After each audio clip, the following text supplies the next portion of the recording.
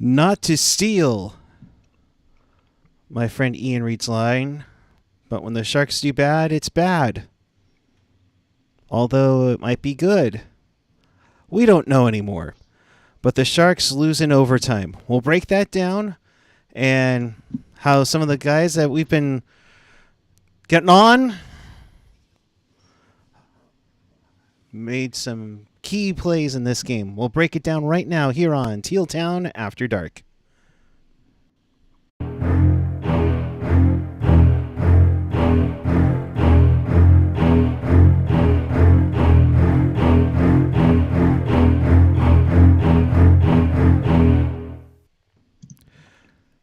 Good evening, everyone. It is Tuesday night, April 4th, 2023, and the San Jose Sharks lose to the Colorado Avalanche in overtime because, of course, they did. 4-3. We welcome you to this edition of Teal Town After Dark. This is your live interactive Sharks postgame. Chat with us and fellow Sharks fans all over the world in Sharks territory on the YouTube page or the app. Of course, you can also join us right now on Twitter and on Twitch. If you want to be part of the show, just hit us up in one of those live chats and we'll get your comment on the air. Of course, we always encourage you to follow the social, Twitter, Instagram, Facebook, SoundCloud, Reddit, Discord, TikTok. Find everything at tealtownusa.com. And, of course, if you want to support the podcast, you can hit us up on Venmo at tealtownusa or check us out on a super chat donation in the YouTube chat. And with that, I say good evening to you, Mr. Ian Reid. Hello. Hello. So, of course, they have to go to overtime, especially after Chicago wins tonight in regulation. Yeah, I mean, if you like being angry at the San Jose Sharks, I mean, this is the game for you, right? I mean, you know, like AJ's in the chat talking about like Erik Karlsson's bad turnover. It's like you got everything tonight. You got a point to be pissed off about. Erik Karlsson did something dumb. You get to be pissed off about that. This is the greatest fucking Sharks game ever. Oh, for real though. Like if you're not an Erik Karlsson guy, this is your night. If you're don't get points Sharks, this is your night. Like if you ever wanted to fill your diaper about the San Jose Sharks, tonight's the fucking night to do it. All right. Okay. Wasn't expecting that from Mr. Reid right off the get-go. All right. Well, Colorado has won 4 of the last 5, 8 of its last 10. They're within 2 points coming into tonight in the Central. They've dealt with players being lost, like 400-plus man games. I mean, it's just like craziness. Now Tomas Riddle's out. Tristan Robbins, come on down. You're the next center on the San Jose Sharks. Right. The Sharks in search of a 4-game winning streak for the first time this season. You have Benning and Svechnikov in. Gushchin goes up, goes down, scores a goal against Coachella Valley, then gets called back up. Yeah, I mean, you got to give Gushchin a lot of credit, man. This guy has played 3 nights in a row, and traveled twice on top of that. Jeez. Like Gushchin for looking like he had any gas tonight. I gave him full props because yeah, man, I'm pretty sure he's played 3 nights in a row. Maybe it's, I don't know. So, first period, not the best in the world. The Sharks get outshot 13-7. They give up 2 goals in a matter of 2 minutes. First from, Jack Johnson, because, of course, he's a goal-scoring machine all of a sudden. And then Evan Rodriguez gets his 15th. MacKinnon gets an assist after that one. It's like, okay, I think I said in our Discord, Ian, it's like, can I change my prediction to 8-0? Because after 20 minutes, it didn't look good. You know what, though? Other than, I don't think the first goal sucks, but it's a deflection.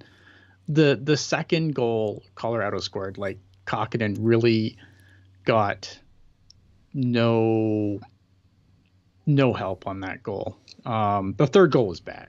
I'm not gonna lie. Yeah. 5-0 goal, not good. But overall though, hard to really get on Kaapo Kahkonen. And again, like if you, No, the not at all. Sharks did everything. They put themselves in a great position to lose this game. You started Kahkonen, who's been definitely the worst of the two goalies. Yeah, I mean they did plenty to try and lose this game. I don't know. There's so much dumb discourse right now about, oh man, the Sharks, man, they've called up the wrong guys. Like, like there's anyone left on the Barracuda to pillage. Like all these guys are on emergency loans, and like the Barracuda are playing with 9 forwards and 9 fucking defensemen one game. Like, who are they supposed to call up? Like, I don't know. But the discourse, like all the discourse around the Sharks is so fucking stupid right now. Well, and the fact of the matter that they had to use Jacob McDonald as a forward tonight, too. Yeah. I don't know, man. Like, it's dumb. Yeah. So after 20, didn't look good. The second period came in, and you start seeing a little bit of, oomph into their game. Labanc gets a goal, almost like 13 minutes in. Tomas Hertl was in and out of the lineup from here on out. He felt like he was in pain, and for sure. And I guess, he was so mad that he tripped the refs and got, unsportsmanlike, so fun must not be always.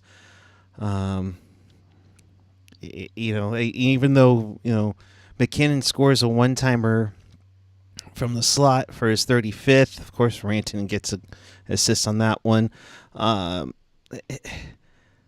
felt like the Sharks were looking decent, even though, again, they get outshot, 19-11 in that period. And, of course, you're doing this without Cale Makar being in the lineup. Yeah, I mean, I don't know. I didn't think Colorado looked particularly good tonight, but I mean, look at you. There are things that you like to see, right?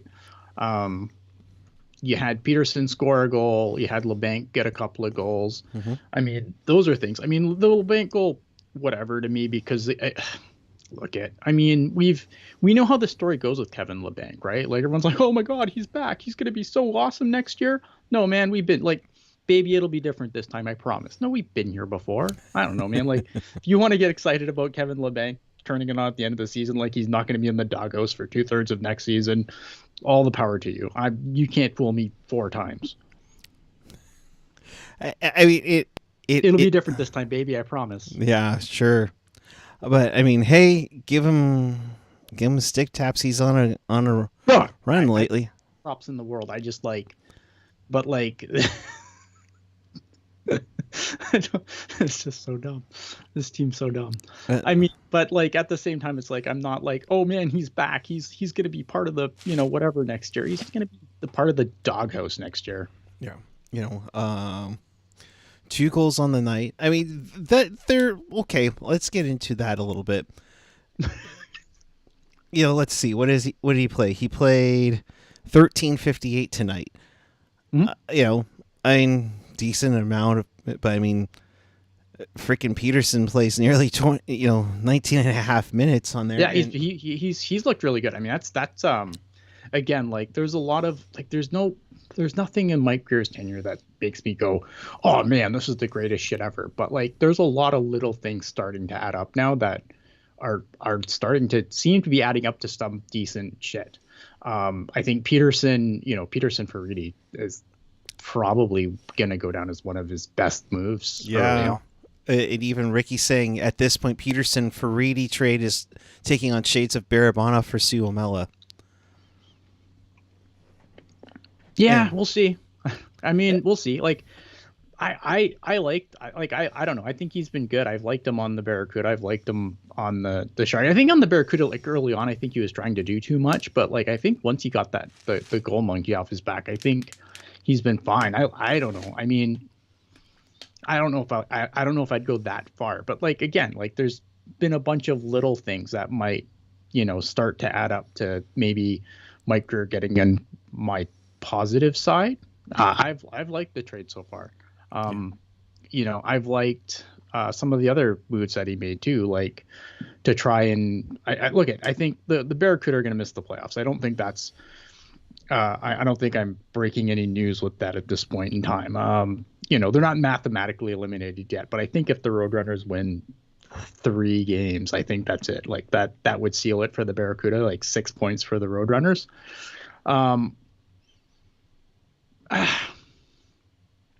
Yeah, I don't know. Like, so there, but there, like, I like the moves that he made to try and shore things up down there. Before, again, like, injuries have been just unreal on both teams. The guys that they've had to, obviously they've called a bunch of guys up. Why? Because guys are injured on the big club.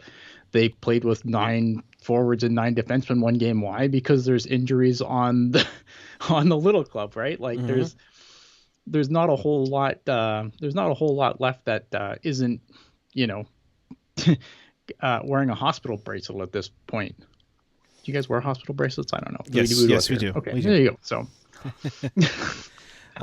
Pearson 2 goals and 3 assists in his last 7 games, so a decent offering. Of course, I see Kevin saying, "Stop! It's 2 goals."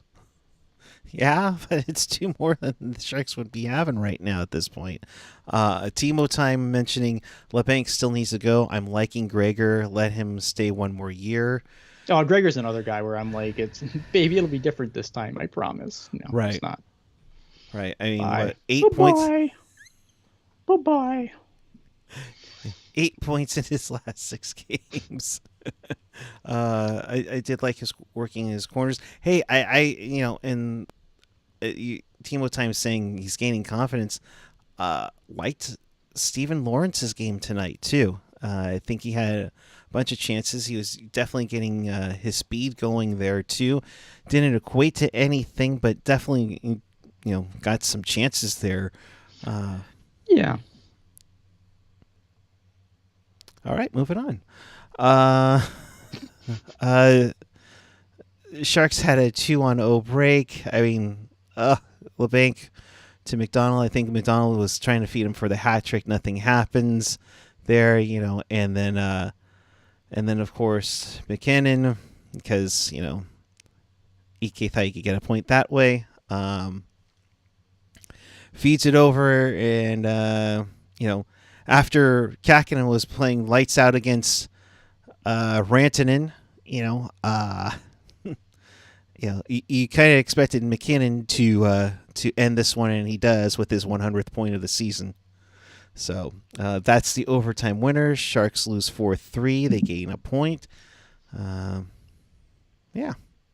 I won't be mad if Gregor gets another year. I will question why. Right? Like there's much worse things to get offended about than Noah Gregor. I just again, man, like I think when the games stop fucking mattering and then guys start coming on, like I'm supposed to be impressed. I don't fucking know. It's dumb. Like whatever. Yeah. So Kevin saying Noah Gregor is the new age Mikhail Bodker. Oh, that just triggered Hockey Jerk a little bit. Everyone crapped on Bodker only ever scoring in garbage time in the season. That's literally what Gregor has done every 100%. Season. I mean, that's more eloquently what I just said. Yeah. Like Kevin's 100% right. Yeah. So, and it also depends on what you've seen. Gushin had that nice assist to set up Peterson on the power play goal. Sharks go 1-for-1 on the power play. Good job there. I mean, so you have a lot of decisions to make. How many of these kids are going to make it up next season? How many are you going to give them the chance to? I think that's the one positive thing, because I think, like, obviously if you look at like the Barracuda's record this year, you'd be like, oh man, everything's in really rough shape, right? But like, despite the overall performance of the Barracuda, like there has been some real bright spots this year. And now that, guys are getting called up, you're starting to see some of the bright spots. And I always like caution people, because I think a lot of people, they put too much emphasis on judging a prospect pool by the AHL's performance, the AHL team's performance, right? Right. And and I want to say that I'm not super high on the Sharks prospect pool overall, but I think that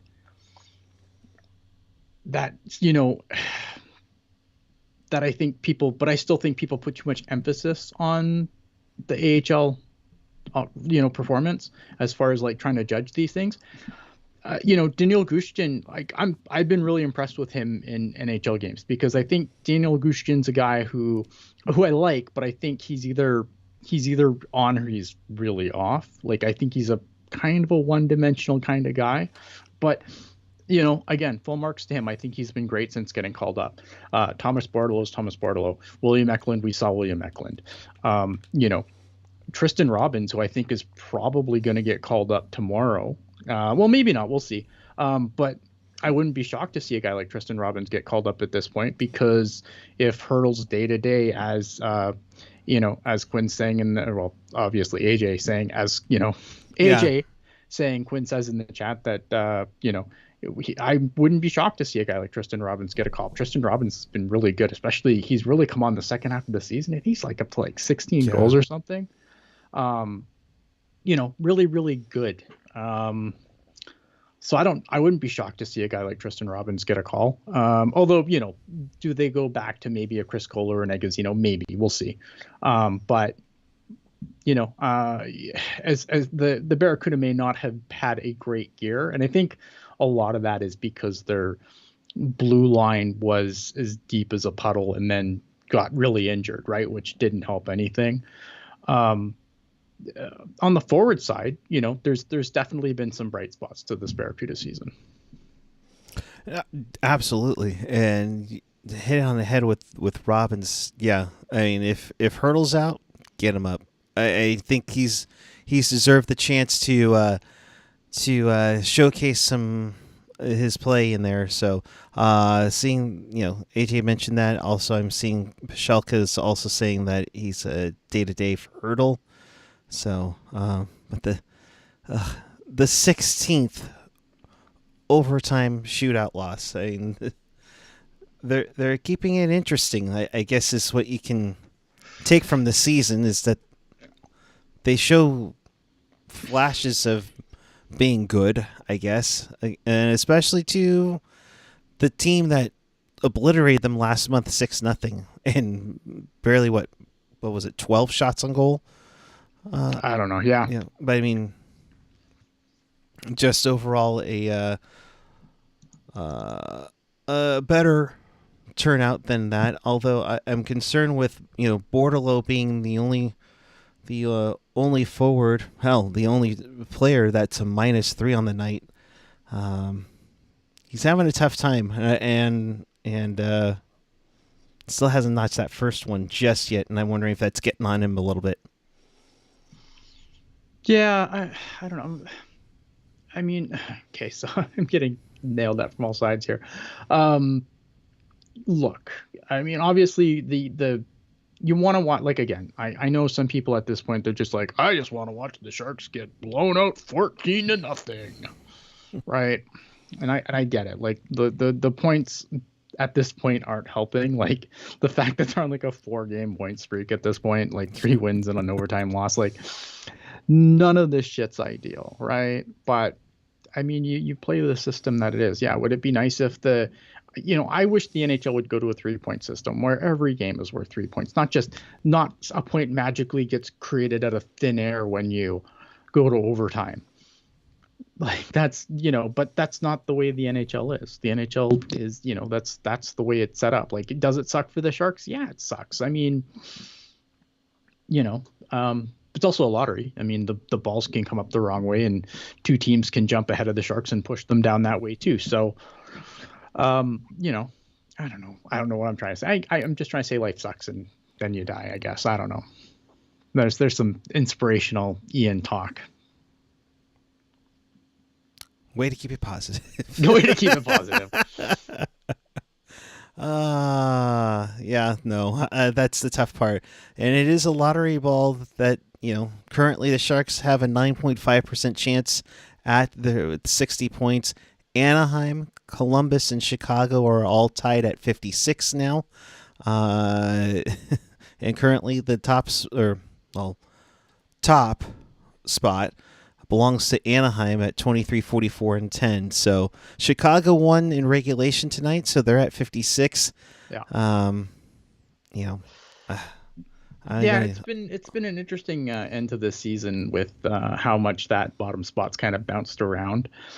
Um, Anaheim being like the worst, so that just bothers me because again, it's like we all know the score at this point. We all know what we want. We all know the prize, but like the last thing we need is fucking Connor Bedard and Connor McDavid or both being in our fucking division. Like Bedard and McDavid in our division. Come on, fuck right off with that shit. Right. That's the nightmare. That's the nightmare scenario for me. Is not getting Bedard and then having him in the division as well as McDavid. Like, but maybe Anaheim's management can do us some favors like Edmonton's done for the past forever, but it's not ideal. No. Whether it's Anaheim or hell, Vancouver, who has the 8th best odds at the moment, it'll be a nightmare. And I just ran, Tankathon a couple of times and saw Washington get in there, and Washington's missing the playoffs for the first time since 2014. Yeah, I mean, that would suck, but at least he's in the East then. Like, I don't give a shit about Washington. No. Have him. No, if we can't have him, I'd rather him go to the East, please. I agree, absolutely. But, just seeing Vancouver, Anaheim's one thing. I mean, Columbus probably desperately needs them just as much as the Sharks. But, of course, we made our gripes about Chicago getting him. They'd be set to have the next 14 outdoor games if that's the case. Just frustrating. Let's see. So with 5 games to go, the 70 points is what the Sharks have. So they've assured themselves no more than the 7th spot, 7th worst record in the league, which means, at the worst, it's 9th overall. So, well, I mean, that's a disaster. Yeah. Well, I mean, I kind of look at it where, they drafted Eklund at 7. Of course, the one year that, you don't have the first round pick, Stützle goes at number 3. Thanks, Erik Karlsson. Wank, wank, wank. Fucking God.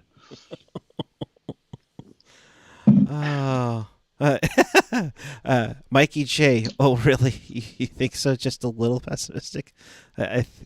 Usually it's been me being negative, and he's been the positive one lately. The roles have reversed just a little bit there. So I don't know what to do on these shows anymore. It's tough, dude. I don't blame.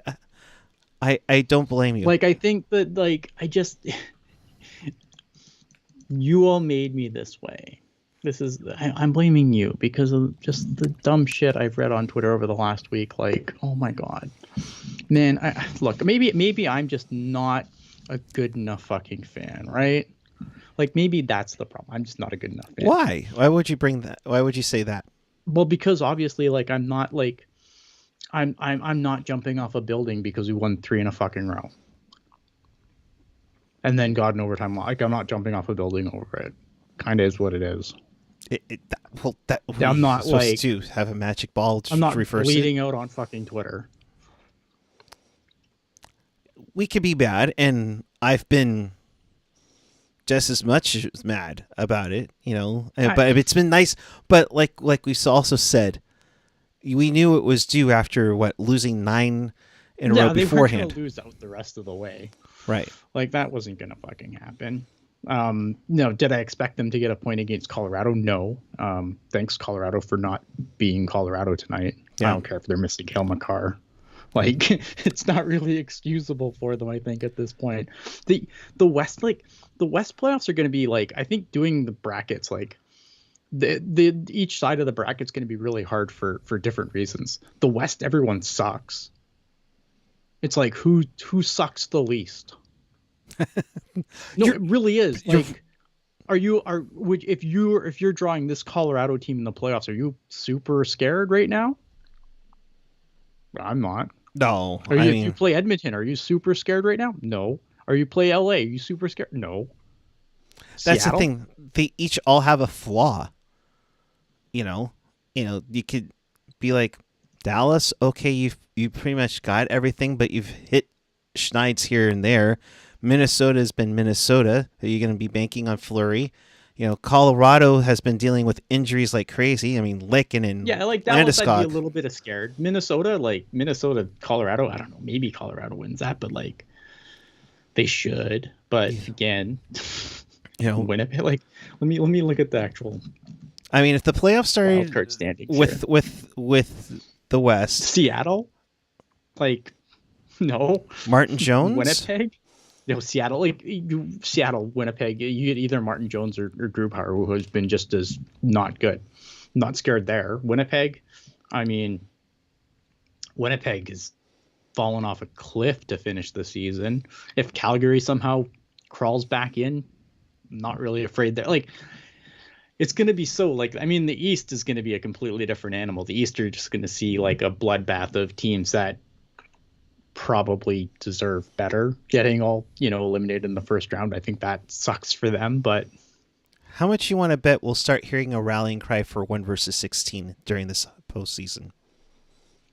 Because I have a feeling that everybody's if they did 1 through 16, it would be completely different. You'd have real matchups and everything. It's no. I would never look at. I don't think that as far as playoff formats go, right? 1 through 16 is never going to happen. No, they're never going to go 1 through 16. It's just the travel would be ridiculous. Right. You would, 1 through 16, is fine until, some big market in the East has to fucking play their game at 10:30 at night. Heaven forbid. Oh, no. And look at it that makes sense too, right? Obviously you want to keep eyes on the product. I get it. But when you look at I don't know. I mean, and even if you went 1 through 8, the NHL would still find a way to fuck that up because they would give your division seeds top 2 seeds based on the way they finished. They'd never do a pure 1 through 8. It's never going to happen because teams will be what if I win my division? I should get preferential treatment. And the NHL would do that. That's the way it was before in the old 1 through 8 system. So you're I don't know, man. And then the current format, it is what it is. I mean, the problem is that there's just a lot of really good teams in the East, and the East is where the power is right now, and the West just kind of sucks. And there's just I don't care what playoff format you get on the Eastern side of the bracket, regardless of format. Good teams are going home early. Oh, big time. I mean, Carolina 109, New Jersey 106, the Rangers 101. Out of those 3 teams, two will stand, and then the Rangers one will be left. And the Devils, one of those teams is going home first round. Yeah. The Leafs and the Lightning, one of those teams is going home first round. Those teams are, and all 4 of those teams are better than any. Well, maybe not Tampa. Tampa is kind of, I mean, they're kind of they're kind of sliding down a little bit, but those teams would fucking toast anyone you put up against in the West. Yeah, I mean, they would love to be playing Florida, the Islanders, but Carolina's going to take care of one, Boston's going to take care of the other. I mean, I can't see an upset anywhere. I mean, Vegas is going to, annihilate Winnipeg. Seattle, they should. Yeah. Seattle, I think their only chance is maybe Minnesota. Maybe Dallas. I mean, the Central isn't set yet, so we'll see. Yeah, I mean, and did they credit that? Yeah, I guess they have credited the Colorado win. I thought they had 96 going into tonight, but Jesse, Ian entertaining the idea of Leafs winning a series? No, not a chance. Yeah. Not a fucking chance. Timo time. If New Jersey wins first round, doesn't that benefit us from the Timo trade? Yeah, I mean, sure. I guess. I mean, I'm just trying to look at it just from a completely, just objectively looking at those series, right? Yeah, the Devils could win that series. I think it's going to be a hell of a series. Honestly, I think it's going to be It's going to be super fun. I guess the Sharks fans would want the Devils to win, but I don't. As a guy who's just looking at it from a completely objective standpoint, I think I would take the Rangers. Yeah. Kevin's saying we need New Jersey to go to the Eastern Finals this year and miss the playoffs next year. So. Again, like, but I'm not looking at it from like, it's not summer yet. It's not time for Teal tinted glasses. Sorry, guys. Yep. So, Sharks lose 4-3 in overtime to Colorado. It's a literal reset and play Colorado again on Thursday night. Same time, same channel, same YouTube channel for your post game here. We'll break it down once again. It should be interesting. In case you missed anything, or do you want to watch this again, check us out on tealtownusa.com or your favorite podcatcher, whether it's Apple and Google Podcasts, YouTube, SoundCloud, Spotify, TuneIn, iHeartRadio, Odyssey, of course now on Amazon Music. If you're on YouTube, smash the like, sub, and bell buttons. They'll let you notify when we go back on the air. Of course, leave your comment down below. If you're not watching us live on Sharks' performance tonight, who you liked. Does Colorado do anything in the playoffs? It's up to you.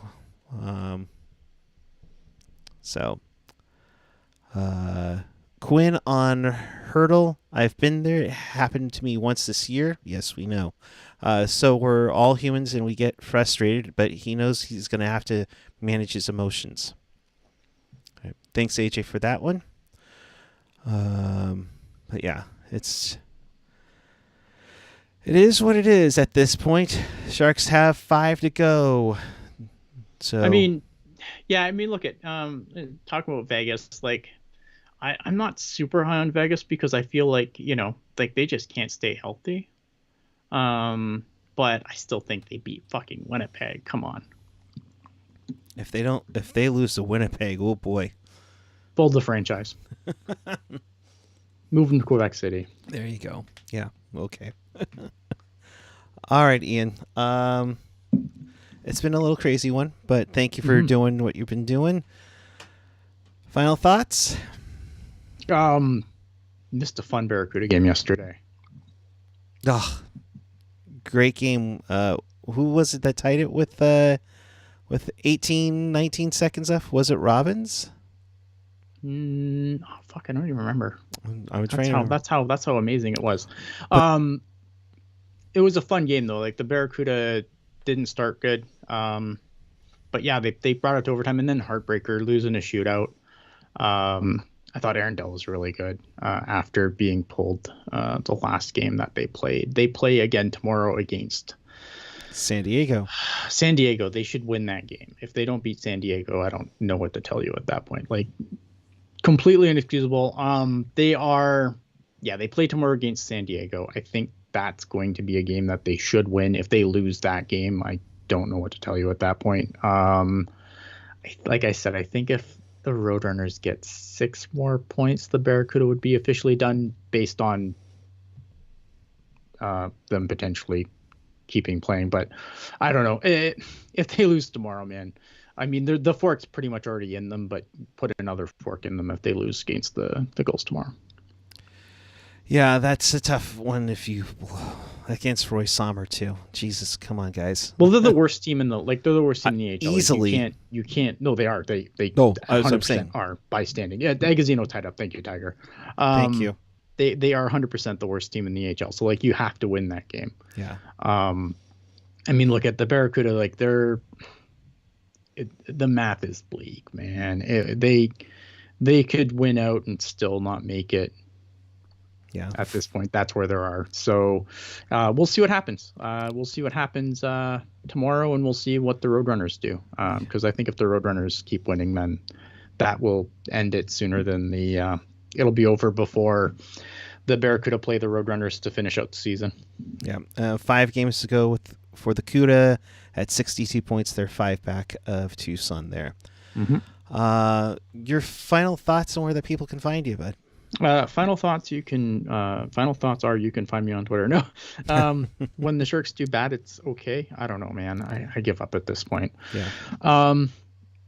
You can find me at Ian Blogs Hockey on the Twitter machine. I don't really say much on Twitter anymore though, because I think Twitter's kind of dumb. And yeah. Find me on Discord. If you are in our Discord channel, come find me there. I'll be happy to talk to you there. I don't really have much use for Twitter anymore. I'm at PuckGuy14 on the Twitter and the Instagram. We will be back with you on Thursday night as the Sharks take on the Avalanche once again. That's a 7:30 start. We'll be on right after the game. So make sure you hit that subscribe button, hit us up, and you might want to like this video and hit that notification bell so you know exactly when we do go on, because who knows, it could go into another overtime game for all we know. Yeah, I mean, tell me how full your diaper is in the comments. For Ian, I'm Eric. Thanks for watching. Keep it real, keep it teal, keep it real, teal. Have a good night, everyone.